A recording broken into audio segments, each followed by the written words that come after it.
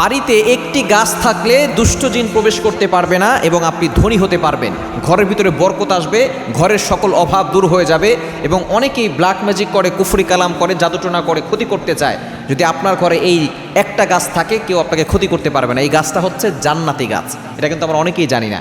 জান্নাতি গাছ আল্লাহ তাআলা কোরআনের ভিতরে নিজে বলে দিয়েছেন। 27 নম্বর পারার 5 নম্বর পৃষ্ঠার 8 নম্বর লাইন, সূরাতুন নাজমের 14 নম্বর আয়াত আল্লাহ তাআলা সুন্দর করে জানিয়ে দিয়েছেন, ইনদা সিদরাতিল মুনতাহা ইনদাহা জান্নাতুল মাওয়া। একটা গাছ, এটা জান্নাতি গাছ, একেবারে সিদরাতুল মুনতাহা, শেষ জায়গা যেখানে হযরত জিবরাইল আলাইহিস সালাম থাকেন। এটা আল্লাহ তাআলা পবিত্র কোরআনের ভিতরে বলে দিয়েছেন। এই গাছটা কি? এই গাছটার নাম হচ্ছে বড়ই গাছ। এই গাছটার নাম হচ্ছে বড়ই গাছ। যেই ঘরের ভিতরে বড়ই গাছ থাকে, দুষ্ট জিন জাতিরা দেখা যাচ্ছে আমাদেরকে অনেক ক্ষতি করতে চায়, আমাদেরকে বিপদে ফেলতে চায়।